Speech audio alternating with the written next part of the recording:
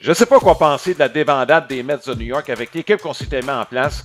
Moi, au mois de juin, Marc, je l'avais dit à mes yeux que c'était la meilleure équipe dans le baseball majeur. Puis tu arrives à la fin du mois de septembre, tu ne fais pas les séries. C'est une méchante dégringolade. Exact. Écoute, au 12 juin, là, on menait la meilleure fiche du baseball majeur. Comment on dit ça, là? Hein? Les Mets, à chaque année, qu'est-ce qui va arriver? Quel genre de situation? Là, c'est à peu près la pire chose qui pouvait arriver aux Mets. Au jeu!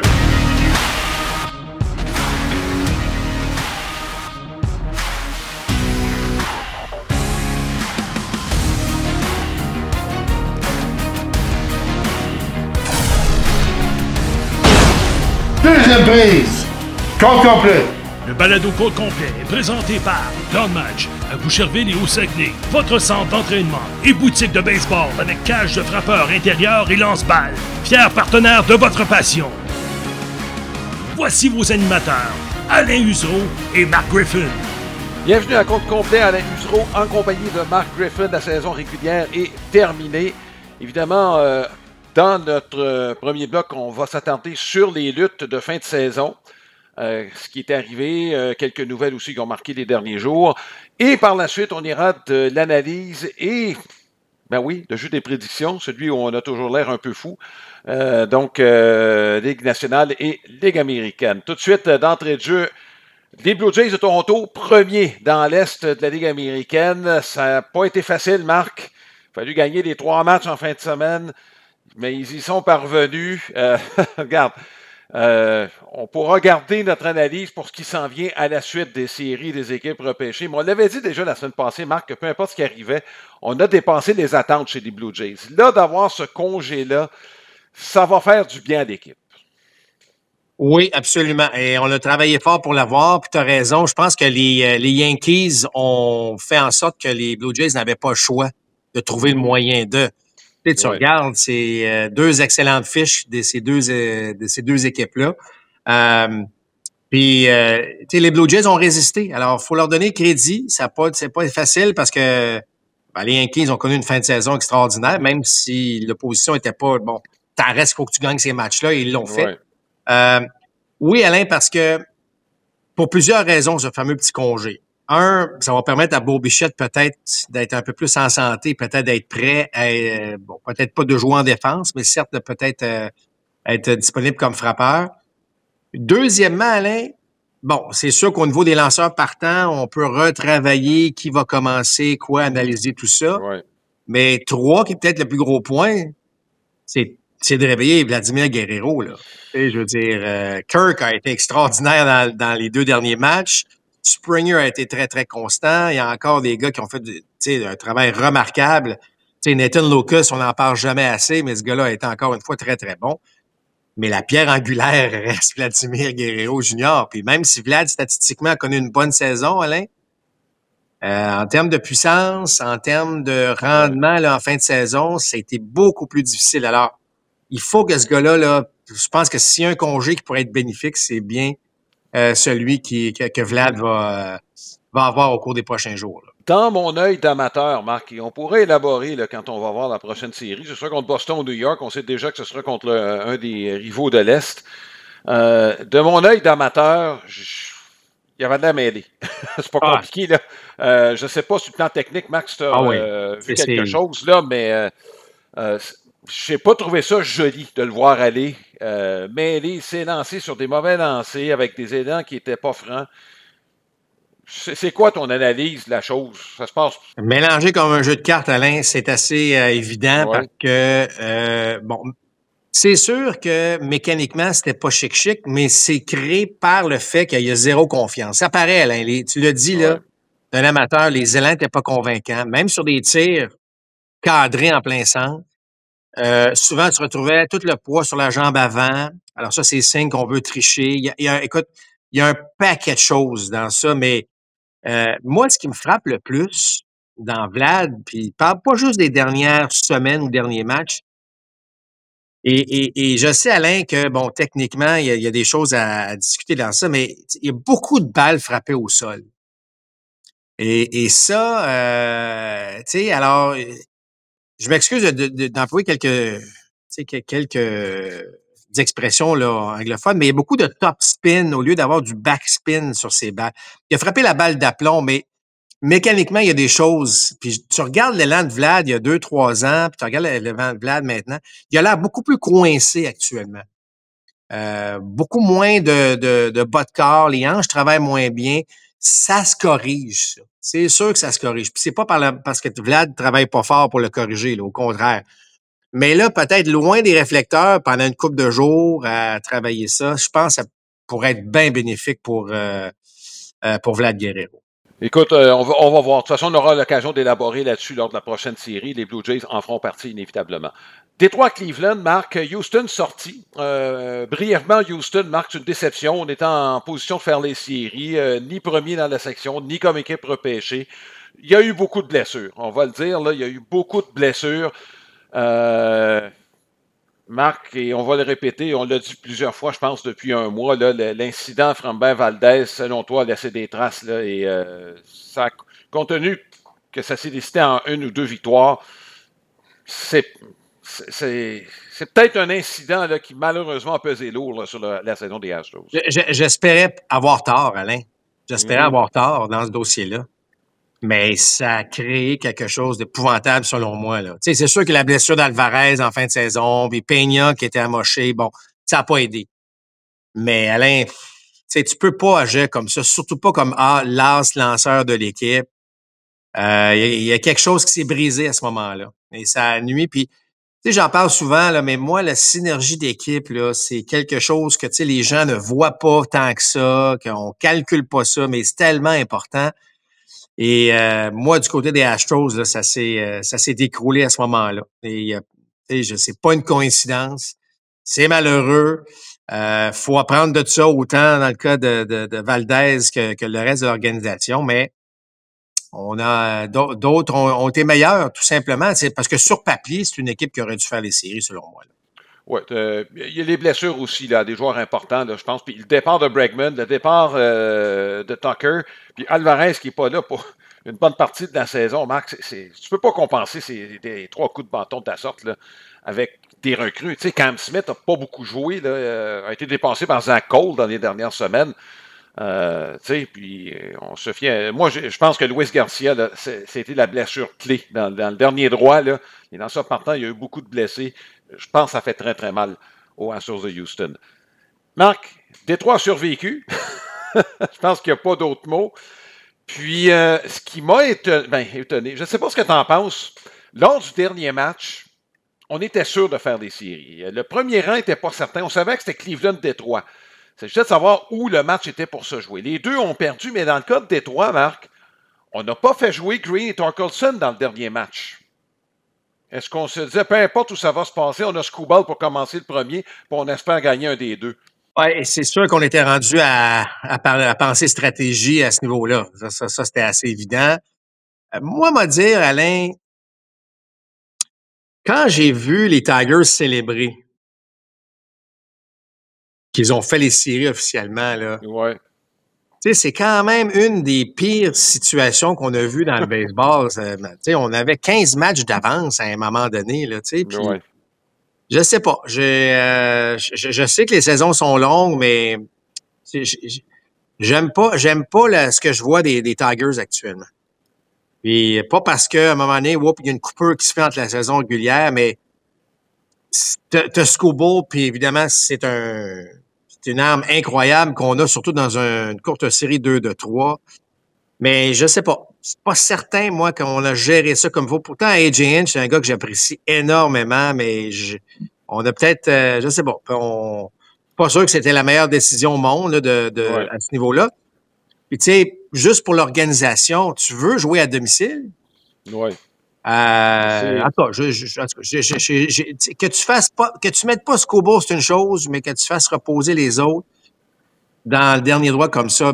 Remarque que, il y a des choses qu'on ne sait pas. Est-ce que les gars jouent vraiment blessés? Est-ce qu'il y a des choses, il y a des informations qu'on ne connaît pas? Mais ça reste, Alain, un mois de septembre très, très, très difficile pour les Tigers. Et avec le vent dans les voiles du côté des Guardians, je sais pas. J'ai peur pour les Tigers. Mm-hmm. Bon. Marc, tu parlais de débandade. Celle qu'on va retenir, c'est celle des Mets de New York. Hein? C'en est une assez spectaculaire. 340 millions de dollars jetés à l'eau. on, on va le dire. Écoute, on a passé les 3 dernières semaines à peu près, Marc, à faire confiance à 3 recrues pour tenter de nous transporter. Ça donne une idée, Marc, un peu de la situation dans laquelle les Mets étaient. C'est pas à l'attaque que ça s'est passé. T'as beau blâmer Juan Soto. Je sais qu'on n'a pas frappé beaucoup au cours de la fin de semaine contre les Marlins. Sauf qu'il y a quand même des bons bras chez les Marlins. Tu sais, Alcantara a une très bonne deuxième moitié de saison. Puis Perez et Cabrera, Marc, ont des bras de très bonne qualité. Ça se peut que ça arrive, ça, dans un stade comme celui des Marlins, que tu frappes un peu moins. C'est qu'on n'aurait pas dû se placer dans une situation semblable. Moi, c'est ça que je retiens du côté des Mets de New York. Puis, moi, je serais très surpris qu'en fin de semaine, regarde, on est lundi matin, là, ça se peut qu'en fin de journée, qu'il n'y ait plus de gérant chez les Mets. On vous avertit tout de suite. Mais il y a quelqu'un qui va payer. Je ne sais pas quoi penser de la débandade des Mets de New York avec l'équipe qu'on s'était mis en place. Moi, au mois de juin, Marc, je l'avais dit à mes yeux que c'était la meilleure équipe dans le baseball majeur. Puis tu arrives à la fin du mois de septembre, tu ne fais pas les séries. C'est une méchante dégringolade. Exact. Écoute, au 12 juin, là, on menait la meilleure fiche du baseball majeur. Ouais. Comment on dit ça, là? Hein? Les Mets, à chaque année, qu'est-ce qui va arriver? Quel genre de situation? Là, c'était à peu près la pire chose qui pouvait arriver aux Mets. D'ailleurs, écoute, pas longtemps après, ça, c'est une affaire, Alain. Le match est terminé, les journalistes qui rentrent dans le vestiaire, puis on pose la question à Pete Alonso, c'est quoi ton avenir avec les Mets? Ça a dit, j'annonce tout de suite que je sors du contrat, puis je m'en vais comme joueur autonome. Ça indique pas mal ce qui se passe à l'intérieur de l'équipe. Là. Il y a quelque chose qui me fait dire, Alain, là, que la décision était prise, puis c'était déjà tout croche dans ce vestiaire-là, parce que, tu sais, je veux dire, est-ce que c'est vraiment parce qu'il a connu une bonne saison individuelle qu'il pense aller chercher encore plus d'argent? Ouais. Peut-être. Mais tu sais, c'est quand même... tu sais, je me serais gardé une petite gêne, là, je sais pas, attendre une journée le lendemain d'annoncer ça. Mm-hmm. Fait que, je sais pas. Est-ce que ça explique qu'est-ce qui se passe vraiment? Est-ce que c'était une saison très, très individuelle pour les joueurs des Mets, puis que finalement, collectivement, ça n'a pas fonctionné? Mais sous l'ère Cohen, Alain... pas beaucoup de succès là, du côté des Mets. Là. Fait que, je veux dire, il va y avoir une réflexion à faire. Là. Ça va être un hiver assez intéressant à suivre du côté des Mets de New York. Oui, d'autant plus, Marc, je te dirais, puis ça, on pourra en parler éventuellement, mais juste une petite note là, que probablement que de l'autre côté de la rivière, il y a une équipe qui va chercher un premier but. Là. Tu sais, à moins, bon, il y a Ben Rice, mais ça, on pourra en parler une fois que la saison sera terminée. Il y a des décisions qui vont se prendre des deux côtés de la rivière quant à certaines positions. Donc, puis Alonso, Marc, son contrat fait en sorte que c'est logique qu'il prenne cette décision-là. Ce que tu remets en question, c'est pas la décision comme telle, mais de l'avoir annoncé, tu sais, quelques minutes après que le match soit terminé. Écoute, les gars sont même pas dans la douche, là. Tu sais, je veux dire, c'est même pas, là, t'as l'impression que, bon, je sais pas. Moi, ça me faisait paraître comme un climat malsain à travers l'équipe. Parce que, puis, tu sais, je peux me tromper, mais je sais pas. Je trouve que là, tu viens de réaliser là, que. Puis en plus, les Reds ont perdu. Fait que si tu gagnes, tu passes, là. Je sais pas. Très difficile à suivre ce qui se passe avec les Mets. Là, j'ai même une théorie, puis je sais pas si c'est la bonne, Marc, mais tu sais, t'es à New York, hein, les attentes étaient élevées, t'étais bien parti, puis là, ça a filé en queue de poisson. Est-ce que, en faisant ça, Alonso n'a pas fait en sorte que les autres joueurs ont eu la paix? T'sais? Est-ce qu'il n'y a pas agi en leader en faisant ça? Est-ce que c'est... Là, je sais que je m'en vais un peu loin quand je fais ça, mais compte tenu du marché dans lequel on évolue, d'autres joueurs ont probablement pas eu à répondre à des questions plus sensibles. Tout est allé sur Pete Alonso en faisant ça. Écoute, pas de mauvaise théorie, pas impossible non plus, mais ça expose quand même qu'il y a un problème. Alors qu'on ait couvert, tu sais, qu'on ait couvert ses coéquipiers à ce niveau-là, absolument, tu sais, ça montre du leadership. En même temps, est-ce que ça démontre le fait que il veut plus jouer avec cette gang de joueurs-là? Tu sais, je veux dire, c'est peut-être ça aussi, là. Tu sais, il a beau dire, moi, j'aimerais ça être un Met, être un bon contre. C'est pas le meilleur contre au monde, on sait la situation d'Alonso. Mais tu sais, ça reste que moi, je pense que si tu avais voulu En tout cas, si tu avais voulu passer un message comme quoi que tu aimerais ça retourner avec les Mets, j'aurais pas Ouais. annoncé ça immédiatement comme lui il l'a fait. Alors, Ouais. je sais pas quelle lecture qu'on en fait, mais je pense qu'une chose est certaine, c'est qu'il y avait un malaise à l'intérieur de cette équipe-là. Ouais. C'était quoi véritablement? Est-ce que c'est la façon qu'on gérait? Tu as parlé du gérant. Est-ce que c'est la façon dont on a développé, peut-être pas développé parce qu'on a eu des lanceurs recrues, mais Ouais. est-ce que la préparation de l'équipe était optimale? Bon, regarde, on pourrait analyser ça de bien des manières, mais ça reste une énorme déception à tout point de vue. Là. Ouais. Je t'ai lancé ça, Marc, et pas sûr que j'y crois moi-même, puis je vais te dire pourquoi aussi. Ça se peut qu'il y ait un peu de ça, mais d'un autre côté, Marc, c'est que tu as déjà été dans un vestiaire, puis je pense que le respect se développe notamment quand tu es imputable, puis l'imputabilité après une débandade comme celle-là, je pense que c'est importante, puis du point de vue de la direction, tu sais, je pense l'imputabilité envers les médias, c'est peut-être dans le grand cahier de la haute direction, je pense que ça va compter, ça. Fait que j'ai hâte de voir quelle sera la réaction. Ouais. Puis rapidement, Marc, pour Edwin Diaz, là, regarde, lui aussi peut se sortir. Je serais très surpris qu'il se sorte. Il n'y aura pas plus. Il n'y aura pas plus avec les Mets. Là. Contractuellement parlant, tu as raison. Là. Ben Dans le cas de Diaz, il va rester puis il va être l'homme de confiance. Tu sais, les salaires, regarde, c'est la première année du contrat de Juan Soto là, qui vient de se terminer. Là. Fait que, une grosse masse salariale, il va en avoir encore l'année prochaine là, chez les Mets de New York. Oui. Ben écoutez, c'est le temps de s'adresser à vous qui nous regardez ou nous écoutez. La question de la semaine présentée par Sylmar Autoville, votre détaillant pour les pneus de voiture et de camions classiques et antiques. Je vous invite à consulter le www.sylmar.ca. On vous demande vos prédictions. Qui va sortir gagnant de chacune des séries des équipes repêchées? Ne vous gênez pas. Vous nous envoyez vos commentaires sur notre page Facebook, facebook.com/compte complet balado. Vous pouvez aussi vous diriger directement vers notre site internet complet.com. Le baseball, c'est plus qu'un divertissement. Après des mois d'inactivité, on veut bouger sur des terrains de balle. Rendez-vous au baseballquebec.com. Débranche tout et on va jouer dehors. Ce sera ton été de baseball. Alain, si tu me permets, je vais prendre quelques instants pour évidemment souligner notre partenaire principal, le Plan de match, boutique de baseball. Il y en a deux, une dans la région du Saguenay, l'autre à Boucherville. Évidemment, cours privé, si vous voulez vraiment vous améliorer, il y a cette possibilité-là à Boucherville. Cage de frappeur, donc intérieur, pour s'entraîner durant l'hiver. Allez sur leur site Internet, évidemment, pour la boutique en ligne. Plan de match, donc on les remercie. Et pour en savoir un peu plus sur notre balado, visitez notre site Internet qui est le www.comptecomplet.com.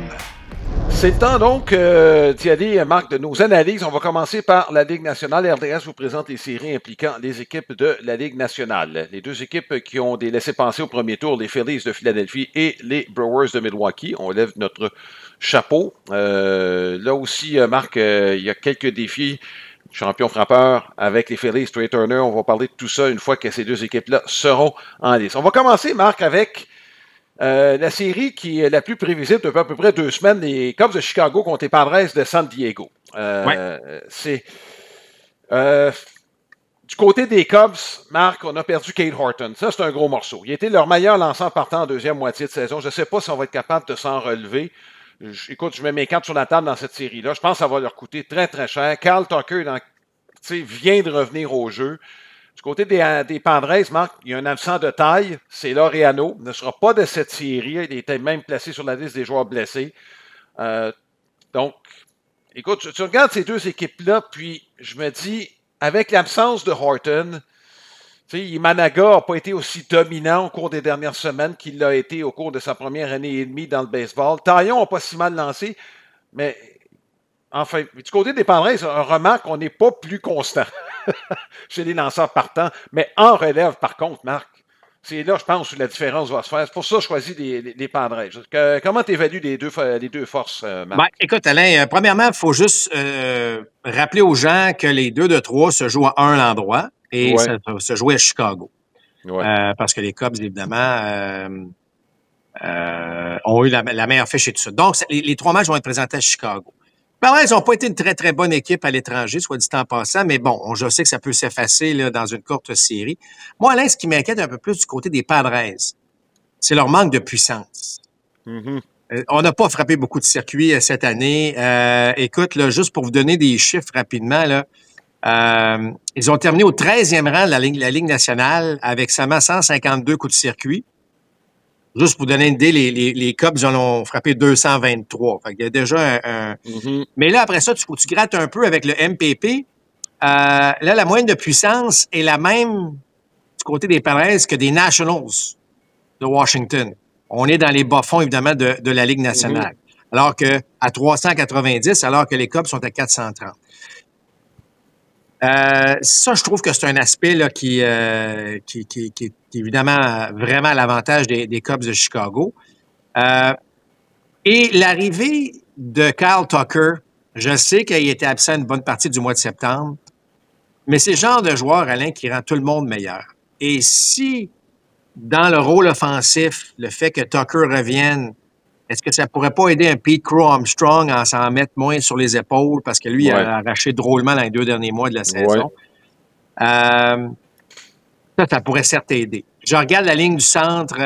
On est excellent des 2 côtés, mais un petit avantage du côté des Cubs de Chicago, donc défensivement de ce côté-là aussi. Et le dernier point que je vais ajouter, qui est peut-être un petit peu l'avantage des Cubs, c'est que les Padres ne frappent pas bien les lanceurs gauchers. En saison régulière, il y a une nette différence. Et là, les Cubs devraient aller dans les 2 premiers matchs avec des partants gauchers.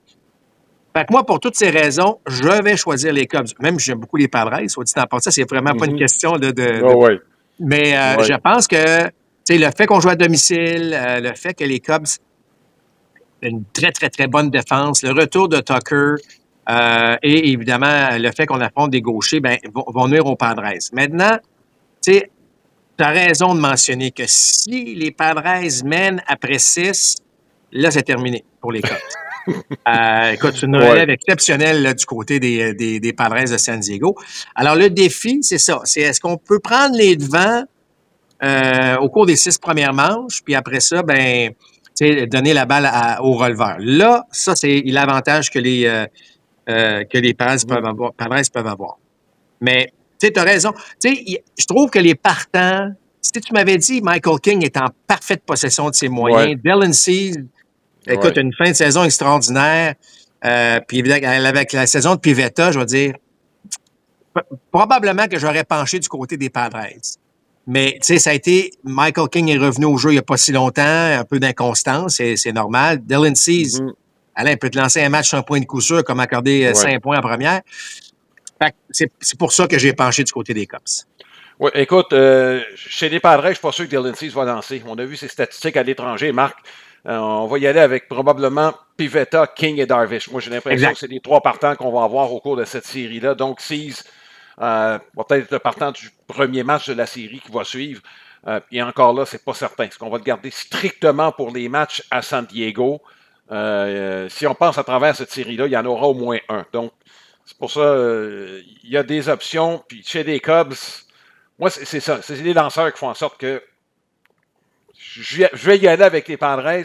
Puis tu as raison, à l'attaque, va falloir que Tatis et Machado en donnent. C'est pas compliqué, là. J'ai confiance en ces 2 gars-là, mais l'attaque des Padres repose sur ces 2 gars-là en grosse partie. Évidemment, tu as des acteurs de soutien, là, mais si ta locomotive ne fonctionne pas, puis je l'ai dit souvent, c'est la même chose avec les Blue Jays, si ta locomotive ne fonctionne pas à long terme, c'est ça, mais c'est la série qui me donne le plus de mots de tête. Je t'avoue, là, comme prédiction. Fait que c'est ça. Les Padres vont jouer une partie de 6 manches. Puis au bout de 6 manches, on va avoir une bonne idée qui va gagner le match. Surtout si les Padres sont en avant. Attention, si c'est serré, les Cubs en relève. C'est ça, Palencia vient juste de revenir. Mais on verra de toute façon. Ça va être fort intéressant comme série. L'autre série maintenant, là, il y a un piège qui attend les Dodgers qui vont accueillir les Reds de Cincinnati. Marc, je pense la même chose de ce côté-là. C'est que les Reds ont des partants pour embêter les Dodgers de Los Angeles. Tu sais, Hunter Green commence probablement, je ne serais pas surpris que c'est lui qui commence le premier match, là. Il en lance une bonne, là. Tu sais, Dodolo et Abbott sont capables de faire mal paraître les Dodgers aussi. C'est là qu'il y a le danger. Je pense pas que les Reds battent les Dodgers, mais il y a un danger réel de les sous-estimer. Ben, je ne suis pas certain que Lodolo va être disponible. Ça, c'est la moins bonne nouvelle. Ça reste à voir. Mais tu as raison dans le cas d'Hunter Green. Hunter Green peut battre n'importe quelle équipe à n'importe quel moment. Par contre, Blake Snell est de retour. Yamamoto va lancer. Je veux dire, c'est une série qui va être présentée à Los Angeles. Freddie Freeman, lorsque les séries commencent, c'est un autre bébite, lui-là. Betts a connu un bon mois de septembre. Les Dodgers, là, Alain, n'ont pas connu la saison régulière anticipée, même si c'est vraiment pas vilain. Ouais. Mais là, tous les morceaux tombent en place. Là, tu as un Shohei Ohtani qui a connu... Bon, on n'a pas parlé de Shohei Ohtani assez. 55 coups de circuit. Regarde sa fiche comme lanceur. Il n'est pas humain, ce gars-là. Là, c'est n'importe quoi. Mais, et là, lui peut arriver en relève, peut même être le partant du match numéro 3. Pour Blake, on peut y aller avec... il y a un paquet d'options. Là. Kershaw ne sera même pas sur la formation de cette série-là. Fait que, il faut qu'Hunter Green soit parfait. Puis là, après ça, si t'as Bailey, c'est correct, mais moi, je pense que les Dodgers vont passer à travers quand même. Même si j'aime beaucoup les Reds, ça a quand même été une saison qui est pas évidente. Je trouve qu'il manque un peu de punch à l'attaque là, du côté des Reds. Là, on parlait de manque de puissance. C'est peut-être un peu le cas du côté des Reds de Cincinnati. Ouais. Belle équipe. Content qu'ils ont fait les séries, mais je vois pas comment... Même si Hunter Green décide que là, lui gagne le premier match, c'est après ça aussi, Alain, que j'ai de la misère à m'imaginer là, que les Dodgers vont en perdre deux de suite là, contre les Reds. Écoute, je m'en vais dans le même sens que toi. Là. Oui, il y a un danger. C'est une équipe aguerrie. Tu parles de Kershaw, même pas sûr que Glasnow va être de la formation, parce qu'on pourrait y aller avec les deux Japonais, Ohtani, Yamamoto et puis Snell. Puis il y a peut-être un des trois qu'on n'aura pas de besoin. Bref, on a des options. Évidemment, c'est la relève qui est le point d'interrogation chez les Dodgers. On ne comptera pas d'histoire. Là. Le bas de la formation qui est peut-être pas aussi bon, mais Marc, avec un Mookie Betts qui a connu une très, très bonne fin de saison, là, qui est venu ajouter à cette attaque. C'est une équipe qui est faite pour veiller tard. Moi, je pense que ça va se terminer assez rapidement là, du côté des Dodgers de Los Angeles. Et pour les Reds, il y a trop de si. En relève, on est correct, mais faut qu'Elly de la Cruz se réveille. Il n'y a pas eu une bonne deuxième moitié de saison de la Cruz. Faut que Friedel se rende sur les buts. Faut qu'il dérange. Il y en a d'autres. Tyler Stevenson a eu de gros matchs. Marc, je me reporte à la fin du mois d'août. Il y a eu une série des Reds contre les Dodgers. Ils n'ont pas été compétitifs dans ces 3 matchs-là. Évidemment, ça fait plus d'1 mois. Les Reds ont le vent dans le dos. Puis c'est difficile de faire de la projection avec, évidemment, 1 mois de différence. Les Reds, peut-être avec plus de confiance qu'ils en avaient. Mais je trouve que les Dodgers, c'est juste sont équipés pour veiller plus tard que les Reds, tout simplement. Ce serait une surprise si les Reds gagnaient. Et je veux dire, tu as raison, tu l'as bien dit. Là, je veux dire, De La Cruz, il faut que tes meilleurs soient à leur meilleur dans ces moments-là. Là, surtout que sur papier, il y a un avantage du côté des Dodgers. C'est à jouer sur le terrain. Exact. Mais tu sais, Alain... Si les Reds créent un petit doute avec une performance d'Hunter Green là, qui est à couper le souffle, là, soudainement, il y a comme un peu d'espoir et d'énergie qui arrive de ton côté. Fait que, ça se peut. Oui. La dernière fois, Marc, que les Reds ont causé une surprise, je pense aussi gigantesque. Là, on va le dire, il n'y a pas grand monde qui va prendre pour les Reds. Puis je me reporte à la Série mondiale de 90. Tu t'en rappelles, tu venais de commencer contre les Aces d'Oakland. Les Aces... Regarde, était pour planter les Reds. C'est pas compliqué, là. Et Tony La Russa le dit bien. Ça a été une de ses plus amères déceptions de ne pas avoir préparé son équipe adéquatement. On venait de balayer les Red Sox de Boston, puis là, on arrive contre les Reds. C'est quoi qui a donné le ton, Marc? Écoute, une bonne performance de José Rio au départ. Puis, je ne sais pas si tu te rappelles, le circuit d'Eric Davis dès la première manche contre Dave Stewart. Eric Davis, Eli De La Cruz, c'est l'Eric Davis. Tu comprends? Il faut que... Non, mais si De La Cruz arrive et décide de frapper un circuit ou un trip ou je sais pas, frapper un simple, voler le 2, voler le 3, tu comprends? De s'imposer, OK, il y a peut-être quelque chose de le fun. Oui. Une courte série de 2-3, c'est traite aussi, Alain. Ça, c'est traite. Fait que faut être prudent, mais quand même. Juste pour dire que ça prend pas grand-chose parfois pour faire tourner l'énergie d'une série. Et ça peut être aussi tôt là, que la première manche. Bon, on revient tantôt avec la Ligue américaine parce que c'est le temps de la carte de baseball de la semaine. Présentation de cartes-dépôt.ca. C'est votre détaillant de cartes sportives et non sportives. Plus de 60 000 articles en vente sur eBay et une cote de satisfaction parfaite à 100%. Marc, notre évolue Harmon Killebrew, ancienne grosse vedette des Twins du Minnesota. Qui avait commencé à Washington. Pourquoi? Parce que Washington a déménagé au Minnesota au début des années 60. Mais Washington a toujours eu une équipe. C'est juste qu'on a donné une équipe d'expansion à Washington pour remplacer celle qui était partie. Un peu. C'est le baseball majeur. Des fois, on a des décisions comme ça. Ouais. Bon.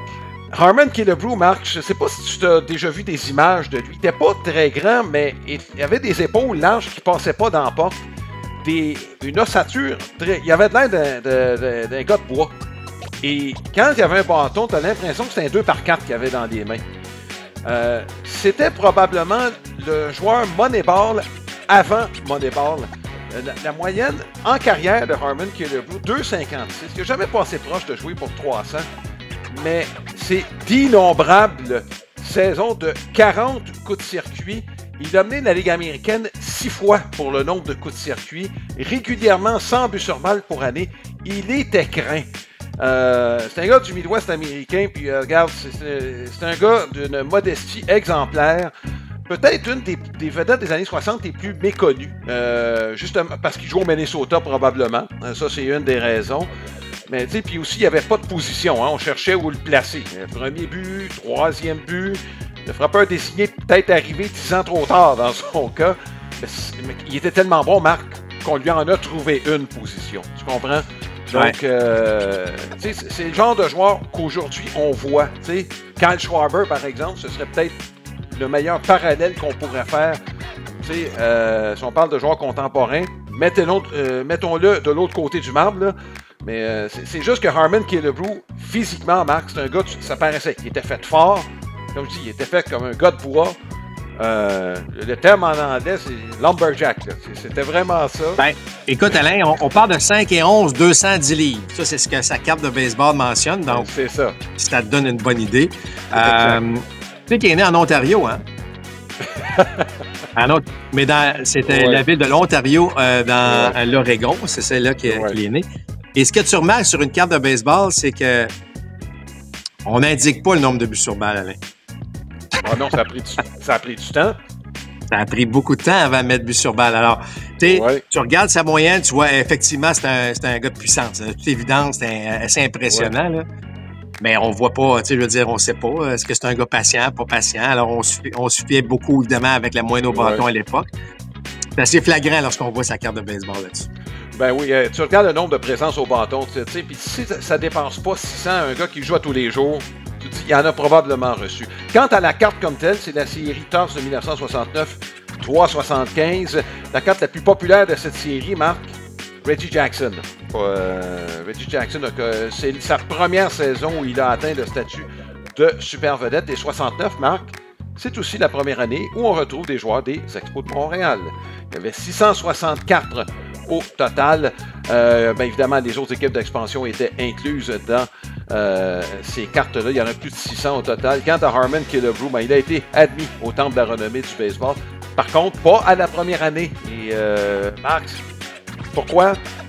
Sa moyenne au bâton, Marc, c'était encore un des critères. C'était en bas de 260, donc pour certains, puis c'est un gars en défense, tu sais, qui s'illustrait pas, mais pour certains, les coups de circuit puis les buts sur balle n'étaient pas tout à fait évalués comme c'est le cas aujourd'hui. C'est temps d'encourager les jeunes à la lecture avec la collection de Baseball Bob de notre ami Bob McDuff. Vous pouvez aller voir directement sur le site internet www.baseballbob.ca. Il y a 4 livres de cette série avec le thème central, évidemment, le baseball. Le 4e livre s'intitule Baseball Bob et le chant des tournesols. Et pour les jeunes, c'est une excellente occasion de s'initier à la lecture, au baseball et faire aller aussi votre imagination. Marc, notre profil aujourd'hui, c'est un joueur qui va se rendre en série, José Ramirez. À Cleveland, il y a un battage actuellement et le battage se fait autour du joueur le plus utile à son équipe. On ne parle pas du joueur par excellence. ils ont un point quand même.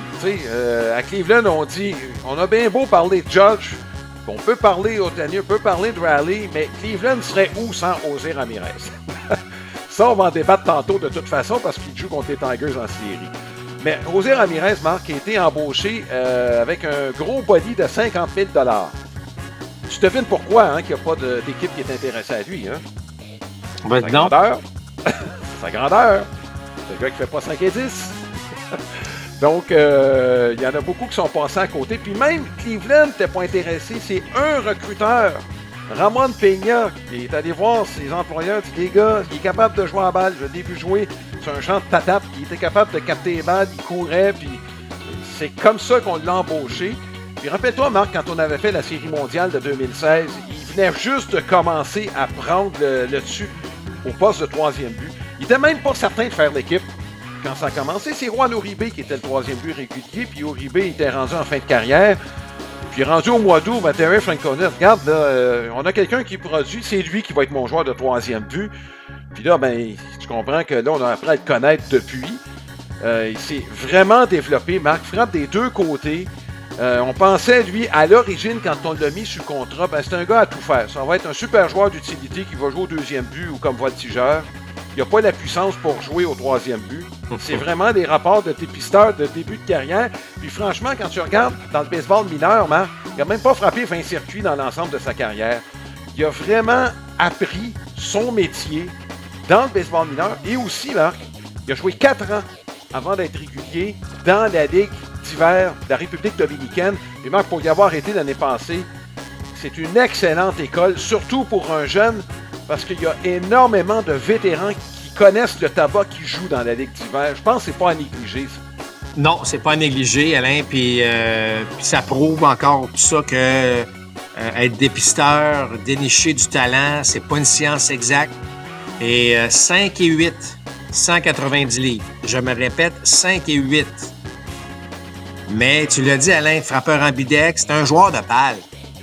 C'est un joueur de balle. Tu vois que ce gars-là, son QI baseball est nettement au-dessus de la vague. Il sait quoi faire ici. C'est chez eux un terrain de balle. Puis, surprenant, effectivement, que ça a pris quelqu'un qui a cru en lui. Mais, Alain, je trouve qu'on en a beaucoup d'exemples dans le baseball, des gars qui sont en bas de 6 pieds puis qui vont bien. Qui connaissent des carrières extraordinaires, puis on s'obstine encore à dire « Ah, il n'y a pas 6 pieds, on ne le regardera pas trop. » S'il y a un sport, Alain, où ça ne te dérange pas tant, là, c'est, il y en a une autre preuve d'un gars qui, ma foi, puis il joue au troisième, tu l'as dit, il aurait pu jouer à RECO, puis il aurait pu jouer au deuxième, mais qui a développé sa puissance en cours de route. Écoute, c'est vraiment un des plus beaux joueurs de baseball qu'on a vu dans les dernières années parce que, c'est sûr, tu as mentionné les Judge, puis les Otani, puis les Mike Trout, puis ils ont tous un charisme, puis un physique, puis ils frappent des balles, puis c'est extraordinaire. Là. Mais des gars comme José Ramirez, qui jouent dans un marché qui est pas, évidemment, qui n'est pas New York ou Los Angeles, qui a décidé de rester là, qui a signé un contrat à long terme. Il a laissé pas mal d'argent sur la table, on va se le dire, là, pour rester à Cleveland. Il est resté avec l'organisation qui a donné une chance et qui répond de cette manière-là. Là. Je veux dire, moi, là, j'en veux 26 gars de même dans mon organisation. Là, tu comprends? Fait que moi j'admire beaucoup ce joueur-là.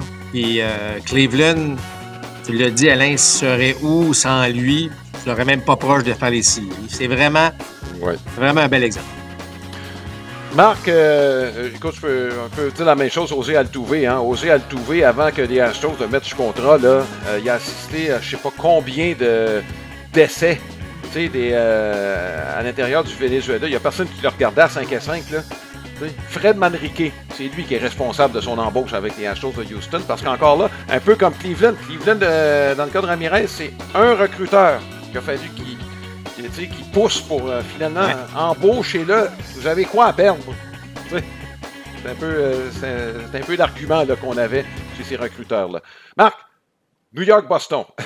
Encore eux autres. Ouais. Bon. Là, ça va commencer, ça va se dérouler au Yankee Stadium. on pourrait tracer le parallèle, Marc. New York, Boston et Cleveland, Détroit, il y a des parallèles à faire. Pourquoi?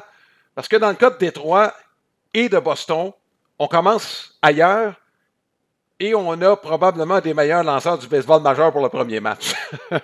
Fait qu'on va commencer avec Garrett Crochet. Ça, là, écoute, ça peut être vraiment dangereux pour les Yankees de New York face à une équipe, disons-le, qui n'est pas intimidée de jouer au Yankee Stadium. Tu sais, Crochet, Bello, Giolito, là, ils ont tiré l'équipe, ces trois-là, au cours depuis en fait le mois de juin. Ben, écoute, tu sais, tu as parlé d'intimidation. Premièrement, les Red Sox ont remporté 9 matchs cette année contre les Yankees, 5-2 au Yankee Stadium.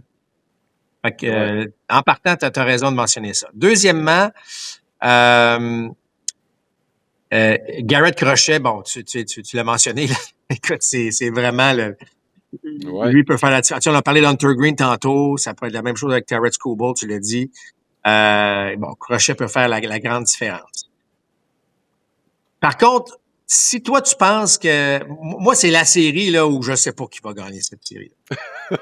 Je sais pas. Et je trouve ça... En fait, ce que je trouve plate, c'est que ce soit un 2-2-3. Tu sais, parce que c'est le genre de série que tu veux là, voir ces équipes-là, là, c'est bon. Il y a un avantage aux Yankees de jouer à domicile. Les Yankees ont quand même fini très fort, Alain. Judge va bien, Stanton va quand même bien. Ben Rice, ma foi, a frappé les plus gros coups sûrs de l'équipe pratiquement en fin de saison. Il y a plein de bonnes choses. Mais Garrett Crochet est fatigant dans le premier match. C'est après ça que ça peut peut-être un petit peu se gâter du côté des Red Sox. Giolito était bon. Bello va lancer le match numéro 2, mais va être tantôt très bon. C'est un petit peu plus difficile à ce niveau-là. Alors que les Yankees, tu sais, ton Fried, tu sais, pas Fried, mais Max Fried et Carlos Rodon, qui arrivent comme un des bons duos du baseball, faut-il le dire quand même, comme lanceur partant. Fait qu'elle n'est pas facile, celle-là. Elle n'est pas facile, celle-là, mais moi, j'aime les chances des Red Sox, évidemment. Mais compte tenu de la fin de saison des Yankees, Judge est en mission, on veut... Si les Yankees frappent la longue balle, on sait que ça va aller loin leur affaire. Ils sont quand même, il faut toujours être conscient, Alain, d'un drôle de jeu en défense ou d'une mauvaise course sur les buts. Par contre, les Red Sox, c'est pas la meilleure défense, même si ça s'est amélioré beaucoup. On est capable aussi de se mettre dans le pétrin pour toutes sortes de raisons. Fait que c'est loin d'être parfait. Moi, je suis vraiment troublé de choisir un gagnant de cette série-là. Oui. Mais tu y vas avec? Les Yankees. Les Yankees. Ouais, mais ça va aller à 3. Parce que Crochet, d'après moi, va gagner le premier match. Oui. Ben écoute, je vais avec les Yankees, Marc. Et en fait, je vais tout de suite étaler mes cartes. Moi, je pense qu'ils vont aller jusqu'au bout cette année. Je pense que c'est la meilleure attaque du baseball majeur. Là. Écoute, le nombre de coups de circuit, effectivement, on carbure avec les coups de circuit. Pour te donner une idée, Marc, en moyenne, de 1 à 9, là, c'est plus de 30 coups de circuit. C'est intimidant de jouer là-bas. Je sais que les Red Sox ont quand même bien fait, mais il y a trop de trous, je trouve, chez les Red Sox de Boston. Bregman, je n'ai pas aimé sa fin de saison. D'après moi, il n'est pas à 100%. Abreu est revenu en fin de saison. Dans quel état? La relève des Red Sox, est-ce qu'elle est meilleure que celle des Yankees, en part Chapman? Regarde, Whitlock a eu une bonne saison. Ça, je l'accorde. Mais moi, je trouve que bon, c'est plate de mettre la pression sur un jeune, mais le fait que Roman Anthony ne soit pas là aussi n'aide pas la cause des Red Sox. Ça, c'est une des raisons aussi pour laquelle j'aime moins.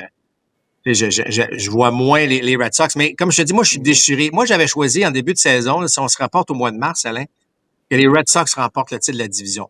Fait que quand j'ai entendu Alex Cora dire « personne ne nous voyait là », j'ai trouvé qu'il a tiré ça pas mal. Il a tiré ça pas mal. Mais il y a eu d'autres défis. Il y a eu le dossier Raphaël Devers en saison. Ça n'a pas été facile. Bon, paquet d'affaires. Ça reste que les Red Sox ont l'équipe pour se rendre, pour jouer cette série-là. Tu avais prévu qu'il était pour gagner, Marc, avec un Tanner Houck qui était pour être en santé, avec un Devers qui jouerait régulièrement cette année. mais je m'attendais, moi, à voir les trois arriver. T'sais, une des raisons pour laquelle j'avais choisi les Red Sox pour les premiers, c'est qu'on savait que Meyer s'en venait, on savait que Roman Anthony s'en venait. On voyait ce trio de jeunes Puis comme de fait, ben c'est Anthony qui a vraiment... Ouais. Écoute, je sais pas si tu avais vu l'affiche sans lui. L'affiche de Roman Anthony, là, j'ai pris ça en note l'autre jour. Laissez-moi regarder ça. Là, mais c'est une fiche, là. Regarde, lorsque Roman Anthony n'est pas de la formation, c'est 46-45. Lorsqu'il est de la formation, 44-27. Oui, c'est significatif là, comme Alors, différence. je veux dire, tu sais, puis je comprends que c'est un jeune, mais c'est tout un frappeur. Puis on l'a vu, Alain, là, puis on en a parlé amplement lorsqu'on faisait des matchs. Fait que, tu sais, est-ce que lui fait la différence s'il est là? Moi, je trouve que ça rend le rôle offensif pas mal meilleur du côté des Red Sox. Peut-être que j'aurais penché du côté des Red Sox à ce niveau-là.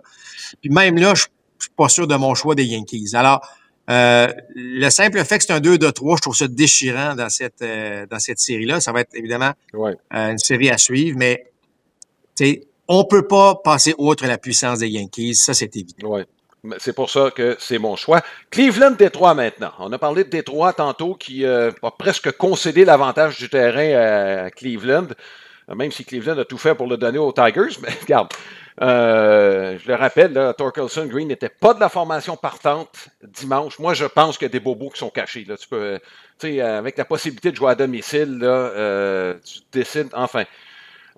Skubal, le premier match. Mais attention, Marc. Gavin Williams, là, il a eu toute une saison, lui-là. C'est quelqu'un qui a énormément d'étoffe. Je me souviens qu'Alex Agostino nous en a parlé.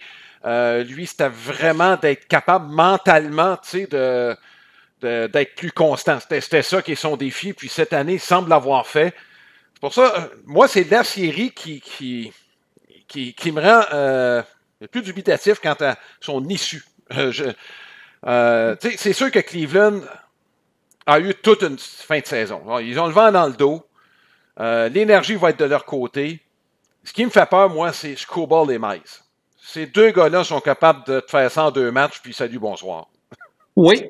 La réponse est oui. Par contre, moi, je suis un gars qui croit beaucoup. Tu sais, j'en parle souvent, là, mais quand t'as le vent dans le dos, t'as parlé vent dans les voiles, là, moi, je pense que Cleveland va poursuivre contre les Tigers. J'aime les Tigers, tu sais, dans le sens que j'aime bien AJ Hinch, je trouve qu'on a une bonne équipe, il y a plein de bonnes choses dans cette équipe-là, mais il faut que Tarek Skubal soit parfait pour remporter le match numéro 1. Puis là, après ça, évidemment, là t'as l'avantage. Mais je sais pas, Cleveland a comme trouvé le moyen. Tu sais, tu regardes la moyenne de points mérités au mois de septembre, on donne rien côté de Cleveland. Mm-hmm. On donne rien. Alors, t'as pas à en marquer une tonne de points. Alors, c'est pas l'avantage des Tigers là, d'avoir une série qui est serrée au niveau du pointage. Moi, je pense qu'il y a un avantage là, du côté de Cleveland. Ceci étant dit, je pense pas que c'est deux équipes qui vont aller très loin en série. À passer la première ronde, la ronde des équipes repêchées. Mais moi, je pense que Cleveland va poursuivre alors que Détroit, j'espère. Moi, j'aime bien Carpenter, j'aime Green, c'est une équipe. Avi Baez a toujours été un joueur défensivement qu'on a admiré. Une équipe que j'apprécie beaucoup, mais je sais pas. Cleveland joue d'une manière qui fait en sorte, mené par un José Ramirez comme ça. Même si Ramirez n'a pas des statistiques impressionnantes en série. Tout comme Aaron Judge, d'ailleurs. On pourrait revenir sur la série là, rapidement, mais Judge en série, c'est quand même assez ordinaire. Mais ça reste quand même que pour Cleveland, je pense qu'il y a comme quelque chose de spécial qui se passe avec cette équipe-là. Un peu comme les Tigers l'année dernière, c'était un peu spécial de se rendre en série comme ils l'ont fait. Ça reste à voir. Mais c'est sûr que si Skubal lance comme il est capable, Alain, c'est 1-0 à Détroit, oups, là, ça peut virer. Oui. Moi, je pense qu'il n'y aura pas beaucoup de points. C'est pas compliqué là, dans cette série-là. Cleveland, on a réussi à arracher des points à gauche et à droite. Puis Cleveland, effectivement, ne donne pas grand-chose. Ils vont faire face à une équipe, Marc, dans les 16 derniers matchs, dont le MPP est au-dessus de 600 à peine. Oui, c'est ça. Depuis plus de 2 semaines. C'est comme je te dis, mais Détroit, compte tenu que tu commences tes 2 premiers matchs, ça s'en va en 3 matchs, je pense que Détroit n'a pas de chance. Dans le 3e match, là, je pense qu'on n'a pas de chance. Je pense, mais c'est ça. Skubal et Mize sont meilleurs pas mal les partants. Il y a Gavin Williams là, qui, d'après moi, puis c'est ça. Williams a une très bonne saison, mais il est capable d'en échapper une de temps en temps. Il ne m'a pas prouvé que ce gars-là était capable d'en donner en série. L'année passée, on l'a utilisé, mais là, cette année, il est devenu le premier partant là, par la force des choses. Il y a eu des blessés et tout ça. Ça reste à prouver, mais c'est ça. La clé, je pense, Marc, il faut que Williams tienne tête. Je ne sais pas quand on va l'utiliser, là, mais tienne tête au partant opposé quand on va l'utiliser. Si c'est le cas, Cleveland va gagner. Je ne suis pas sûr. Donc, mais je suis obligé de me mouiller. La première idée, c'était Détroit en raison du Cobalt et Mice. Donc, allons-y de ce côté-là. Je te dirais que la beauté, Alain, d'un 2-3, ce qui est très court, c'est déjà mieux que le fameux... Bon, rappelle-toi, il y avait un seul match, le match à élimination directe. Bon, le 2-3, ça donne quand même si tu regardes dans le passé, il y a beaucoup de séries qui se terminent en 2. Là. Ah oui. Mais cette année, par contre, j'ai comme l'impression qu'on pourrait avoir 3 séries sur 4 se rendre à la limite. Moi, c'est les Dodgers que je pense qu'ils vont réussir à gagner 2 matchs là, sans en perdre un.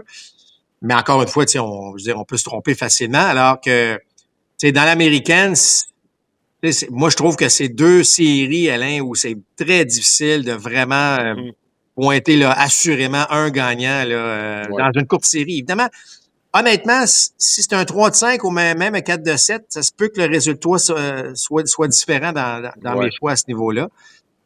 Mais ça reste bon que je trouve ça excitant, une série 2-3, même si le baseball est fait pour courir un marathon et non un sprint. Écoute, Marc, ça va être intéressant comme série. Donc, en ce qui nous concerne, c'est le temps de vous présenter l'horaire de la semaine à RDS. C'est une présentation de Lester's, qui est le maître du smoked meat et des hot dogs depuis 1931. Faites vos réserves parce que le baseball commence. Il y en aura au cours des 3 prochaines semaines sur nos ondes. Évidemment, en famille, lors d'un match. Barbecue, Lester est toujours au rendez-vous chez votre épicier préféré. Ce qui est sûr au moment où on se parle, c'est qu'on aura des matchs mardi et mercredi, les heures 15h et 21h. À 15h, évidemment, ce sera des matchs au Wrigley Field de Chicago, les Cubs qui vont accueillir les Padres de San Diego. Et à 21h, on aura des Dodgers de Los Angeles qui vont accueillir les Reds de Cincinnati. Ce sera sur nos différentes plateformes, soit RDS, RDS2 ou RDS Info. Nous serons là pour toutes les séries jusqu'aux séries de championnat de la Ligue nationale. RDS présente les séries de la Ligue nationale. Quant à compte complet, nous vous présenterons le premier compte complet la veille du premier match des séries de division. Donc, théoriquement, c'est vendredi, à moins que les 4 séries soient des balayages. C'est pas ce qu'on souhaite. On souhaite toujours les matchs ultimes. Donc, ce serait jeudi à ce moment-là. Mais sinon, vendredi, ce sera l'analyse des séries qui vont s'en venir, les séries de division, Ligue nationale, Ligue américaine. Ben écoutez, c'est le mois d'octobre, c'est le meilleur mois pour le baseball. Les meilleures équipes sont là. On se souhaite des matchs serrés, des matchs où il y aura de l'émotion.